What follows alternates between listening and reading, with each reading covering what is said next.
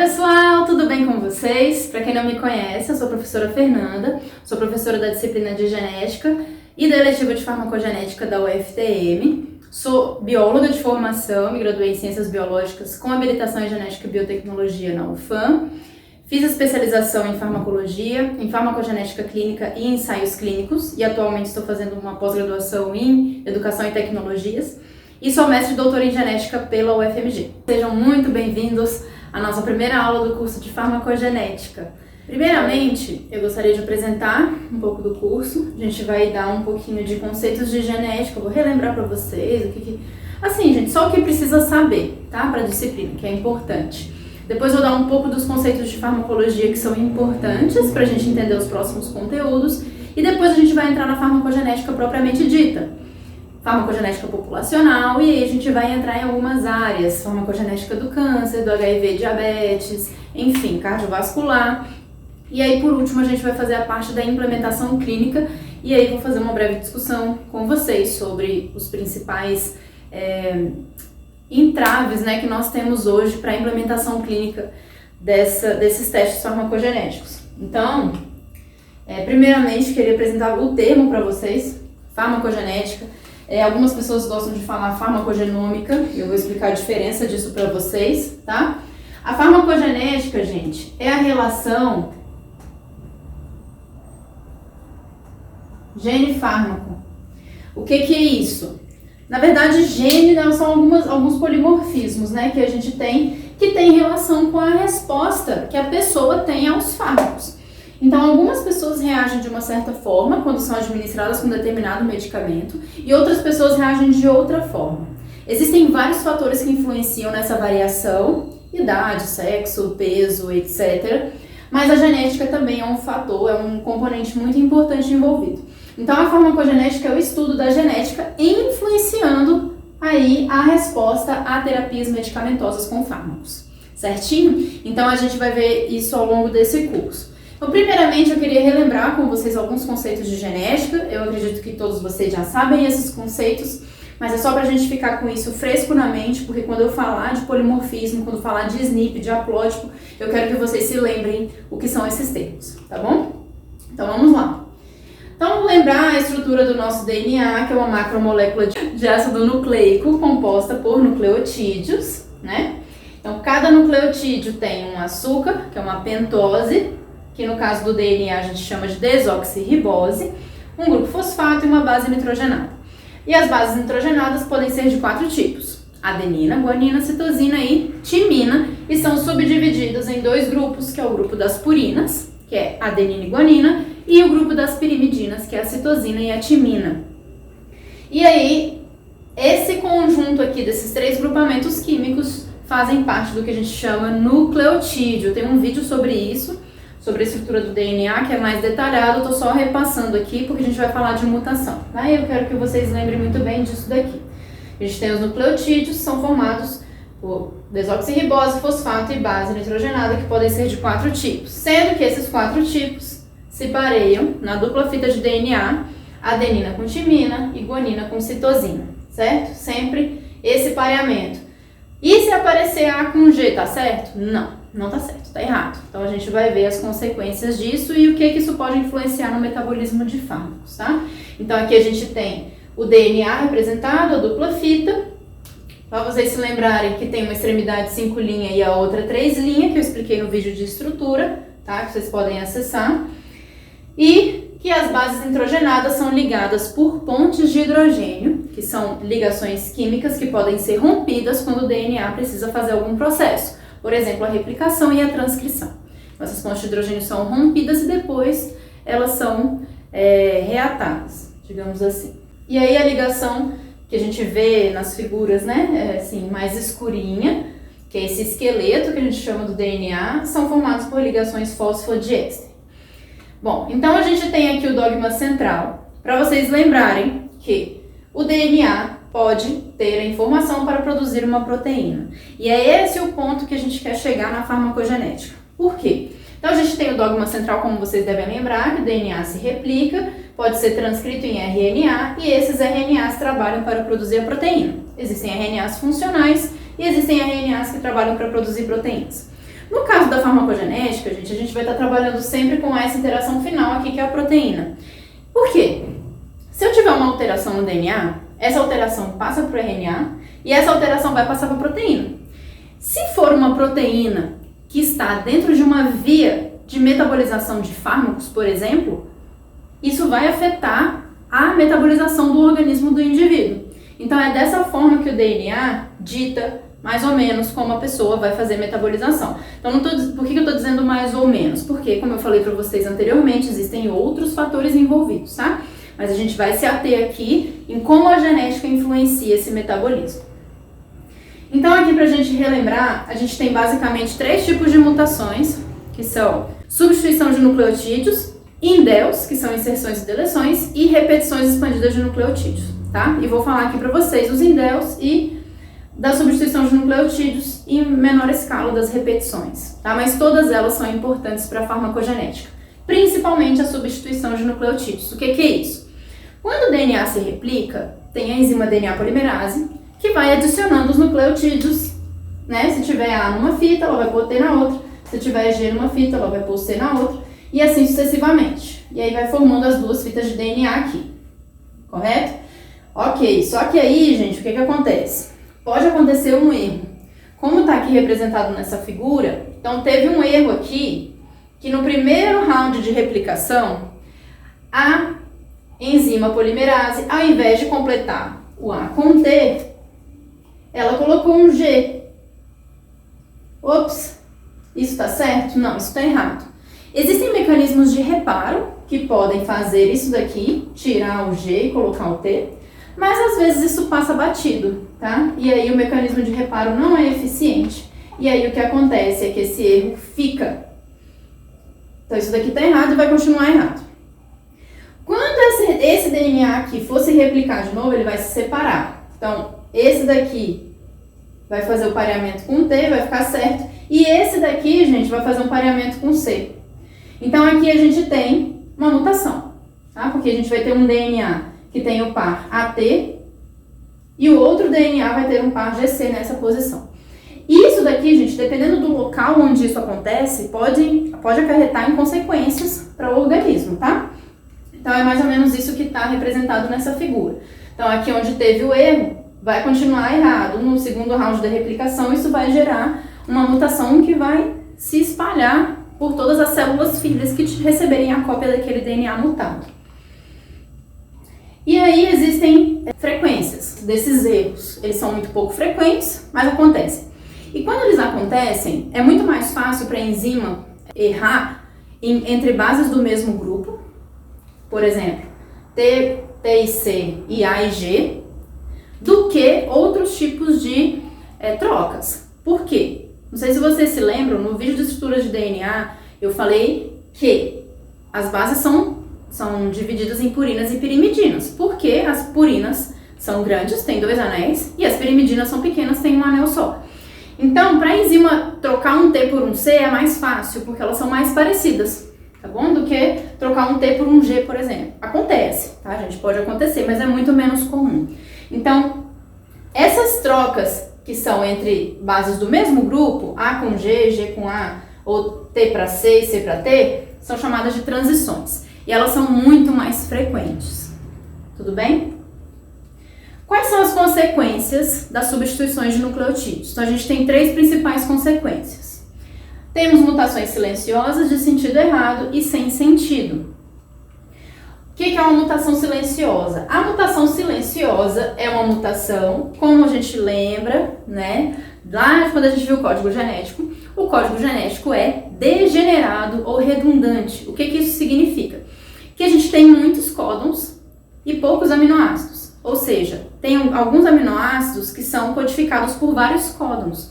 Então, o que acontece? Se eu tiver uma mutação que troca o meu códon, como foi o caso aqui, o meu códon era UCA, que codifica serina. Eu tenho uma mutação que muda esse códon para UCG, o UCG é outro códon, é diferente, só que codifica o mesmo aminoácido. Então isso daqui, gente, não vai acarretar em alteração na proteína. Por isso que ela é chamada de silenciosa ou também é chamada de sinônima, tá? Então essa mutação não vai alterar a sequência nem o aminoácido da proteína. Então aqui a gente tem o tipo selvagem, é o termo que a gente usa para falar quando não tem mutação.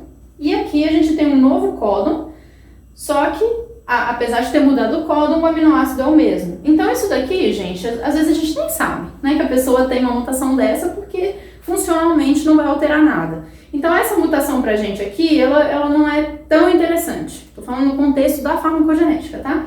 A que a gente mais utiliza, que a gente mais vê, é essa daqui. É a mutação de sentido errado.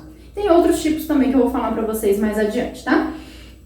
A mutação de sentido errado, ela é o seguinte, aqui é a mesma coisa. O CA-serina, é o tipo selvagem. Quando a gente tem a mutação do sentido errado, o que acontece? Eu mudo o códon, né? Às vezes mudo só uma base, no caso aqui mudou a do meio, o UA, e aí aqui eu tive uma troca de aminoácido. Então, ao invés de ter uma serina, eu vou ter uma leucina nessa posição. Temos um novo códon com aminoácido diferente. Então, a gente teve uma alteração na sequência da proteína. O que isso pode acarretar? Se for uma proteína, por exemplo, uma enzima metabolizadora de fármaco, a troca de um aminoácido, gente, pode ser responsável. Se ele tiver uma carga diferente, for de um grupo diferente quimicamente, ele pode alterar a estrutura tridimensional dessa proteína. E aí, a proteína pode não funcionar. Então, a pessoa fica sem a metabolização daquele fármaco. Isso pode acontecer, tá bom? Então, a troca do aminoácido, ela pode ocasionar consequências terríveis para o organismo. Então, esse tipo de mutação aqui é importante quando a gente está se tratando assim, de qualquer coisa dentro da genética médica, né? Da genética clínica ou enfim, qualquer consequência que a gente quer saber, diferenças no organismo mesmo do indivíduo. Então, pode ter essa alteração na proteína e aí a proteína pode perder a função.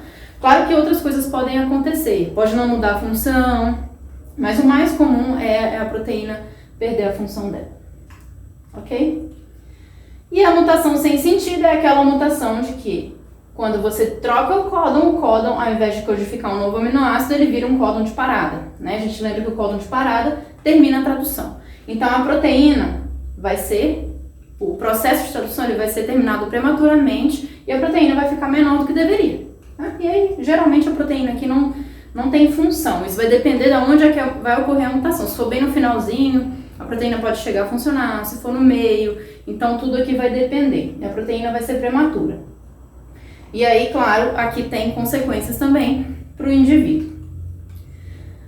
Falando do segundo tipo de mutação, gente, a gente tem os chamados indels. Os indels são inserções e deleções que aparecem ao longo do genoma.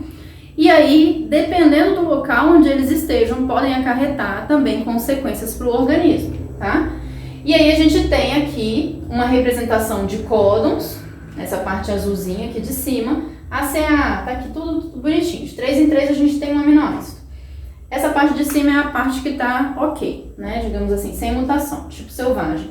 A parte de baixo eu tive uma inserção de GCG, né, e esse códon codifica a alanina.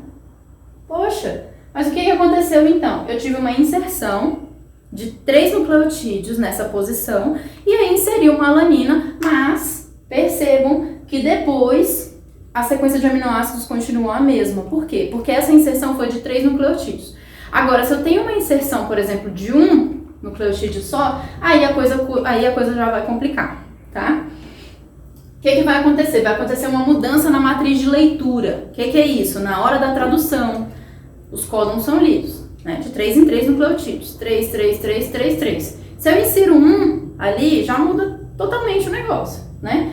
Então aqui, se eu tenho uma sequência original dessa forma e eu insiro um T, então aqui, como ficava GTA, GAT, já não vai ficar mais. Vai ficar GTT, AGA, TG, totalmente diferente. Pra frente já vai ser tudo diferente.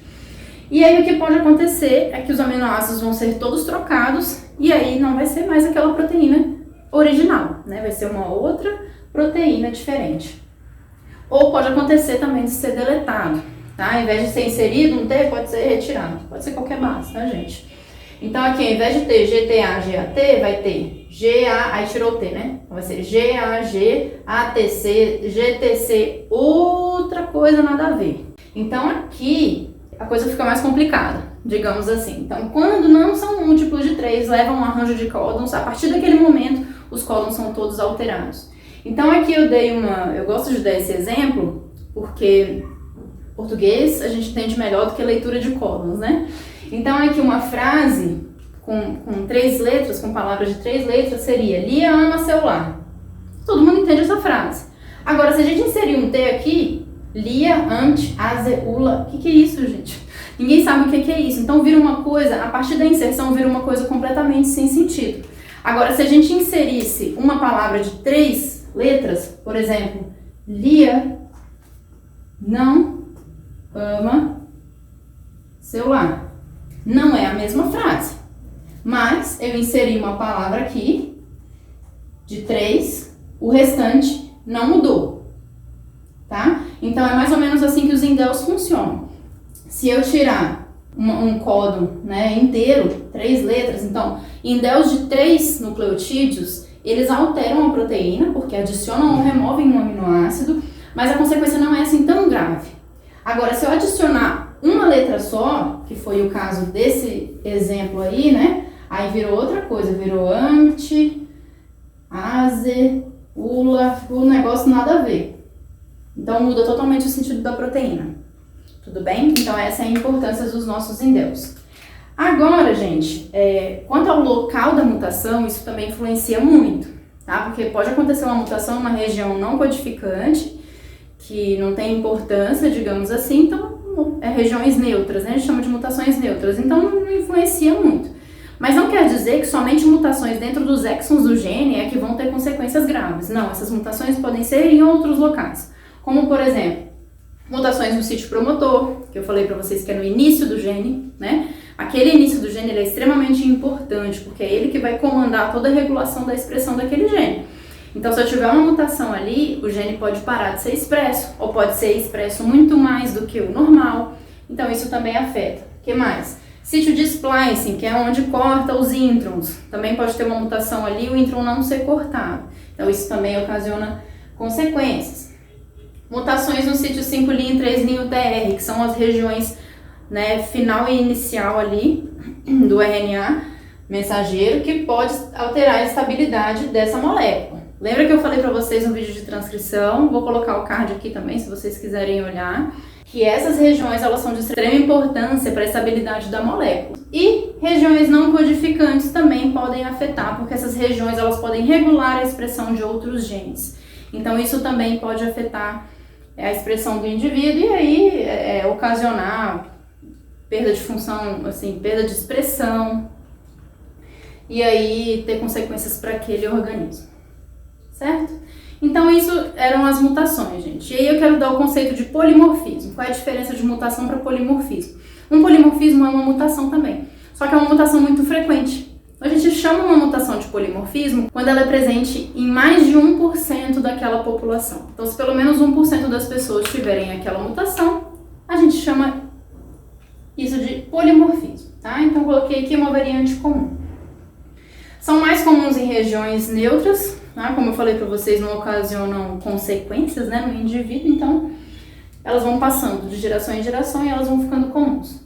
E aí esse polimorfismo, gente, a gente usa muito como ferramenta para estudos genéticos, como por exemplo o teste de paternidade, na genética forense em geral, diagnóstico, mapeamento de N suscetibilidades e etc. E aí a gente tem a medicina personalizada também, que é onde entra a nossa farmacogenética. Então, a gente tem alguns tipos de polimorfismo que são importantes e a gente vai ver na disciplina de farmacogenética ao longo dessas semanas que a gente vai estar aqui. Então, a gente tem o primeiro tipo, que é o mais importante, que a gente vai falar muito, que são os SNPs.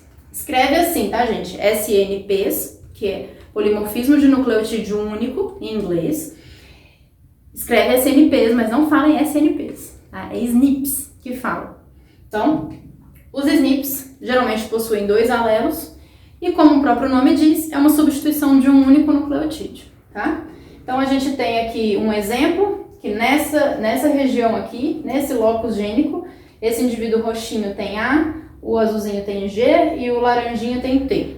Tá? E no caso são 3 alelos, nesse caso aqui. Mas em geral possuem 2, tá? Existem SNPs de mais alelos, mas o conceito é que é um polimorfismo, ou seja, tem frequente em mais de 1% das pessoas e de um único nucleotídeo. Então, dependendo do local onde esse SNP está, ele pode ocasionar consequências funcionais para essas proteínas ou para os indivíduos em geral. A nomenclatura dos SNPs, gente, é uma coisa importante que vocês têm que saber. Então, sempre vem as pessoas me perguntar, às vezes, vê esse RS com esse número enorme e fala, meu Deus, o que é isso? Então, os SNPs, eles têm várias nomenclaturas e isso é um problema pra gente. Porque a hora que a gente vai ler um artigo, alguns autores usam uma nomenclatura, outros usam outra nomenclatura e aí a gente tem que descobrir qual é. Mas a nomenclatura mais utilizada, né, que a gente vê mais, é a nomenclatura de RS. Então, a gente tem RS e um número aqui. Então, isso daqui, gente, é como se fosse um código de barra do SNP. Você procura, ele pode estar até no Google, tá? Mas tem alguns outros sites. O melhor site é o NCBI, para vocês procurarem alguma informação sobre esse SNP. Então, você joga lá o RS, por exemplo, RS4646, que é o que eu já trabalhei. Então, você joga esse RS ou no NCBI ou em outra plataforma de fenótipo de interesse e você vai encontrar lá informações sobre esse SNP. Outro site que é interessante, que eu vou falar muito dele, é o PharmGKB, tá? Esse site daqui, ele é um dos sites mais completos que a gente tem com relação a informações farmacogenéticas. Então, aqui você pode jogar SNP, pode jogar o fenótipo, pode jogar o nome do gene e ele vai te dar lá todas as informações, se tem variantes clínicas, as referências, mapa de via metabólica, quais são os fármacos envolvidos, tudo vai ter nesse site. Tá? Então esse RS ele é importante. Outra nomenclatura que a gente tem é justamente a troca. Quais são os nucleotídeos que são trocados? Então a gente tem essas duas opções. Então, por exemplo, se na posição 345 daquele gene eu tenho uma troca de A para G, a gente pode representar dessas duas formas, tá? A gente pode colocar assim, A345G ou 345A, símbolozinho de maior, G. Isso significa que na posição 345 eu tive uma troca de A para G. Tudo bem? Então, essas são as três formas mais usadas. Tem outras, tá, gente? Mas essas são as mais comuns da gente encontrar em artigos e tudo. E quando vier assim, com essa outra nomenclatura de 345A para G, vem o nome do gene também, de referência, tá? Um exemplo que eu já coloquei aqui, a gente vai falar quando a gente for falar de AIDS, importância dos SNPs na farmacogenética. A gente vai ter N exemplos, tá, gente, ao longo da disciplina. Mas aqui um exemplo clássico que a gente tem é do abacavir, com esse SNP 5701 do HLA-B. Então é um SNP só, gente. Se a pessoa faz o teste, né, ela já vai saber, antes da administração do fármaco, se ela vai ter essa reação de sensibilidade, tá? Então a ideia é que o bom de ser só um SNP é que o custo fica baixo, né? Quanto menos SNPs, mais barato é. E aí os resultados são super satisfatórios e ele já está sendo recomendado por algumas agências regulatórias antes da administração desse fármaco. Só um exemplo, tá? Então a gente tem os indels também, né? Que são polimorfismos de tamanho, que pode ser simples, ausência ou presença de um determinado segmento. A gente pode ter aqui as repetições, né, inserções de várias, geralmente tríades aí de nucleotídeos, 2 a 4, repetidos N vezes em tandem. E a gente tem os CNVs, que é polimorfismo de número de cópias. CNV, gente, já são regiões maiores, tá? De 200 até 2 megabases. Então, são muitas bases. Então, quando for uma região muito grande, a gente chama de CNV. Pode ser o caso de genes inteiros, que é um exemplo que eu vou dar para vocês bem clássico. Coloquei aqui exemplos de aplicações de uso de microsatélite. A gente tem testes de paternidade, a gente pode usar também genética forense, né? A gente tem o CODES, que é super conhecido. Já falei sobre isso também no vídeo de genética forense. E a gente tem alguns genes de interesse farmacogenético também, que o polimorfismo, que causa variação em resposta, são microsatélites. Aí a gente vai ver ao longo da disciplina. Os CNVs são super importantes também em farmacogenética para o metabolismo de fármacos, como eu vou falar para vocês mais adiante. Um exemplo clássico é esse gene aqui, vou falar muito dele para vocês, que é o CYP2D6. Esse gene aqui, gente, ele tem variação de número de cópias, há muita variação. A gente todo mundo tem que ter, teoricamente, 2 genes, né? Um do pai e um da mãe.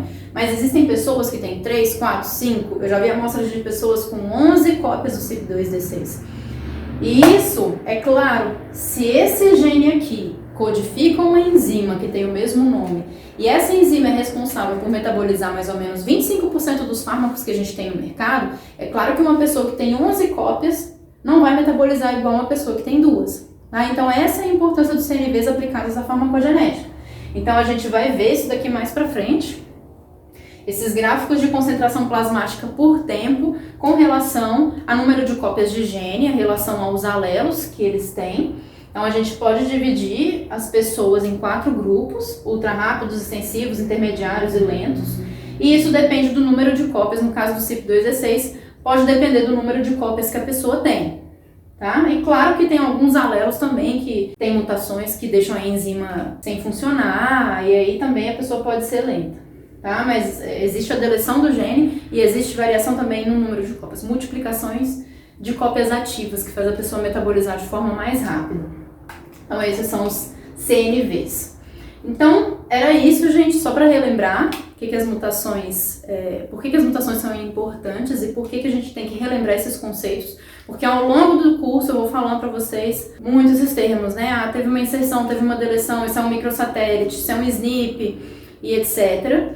E aí claro que eu vou dar uma relembrada, mas eu queria que vocês tivessem isso muito claro na cabeça de vocês para depois não ter dúvidas ao longo do curso, tá bom?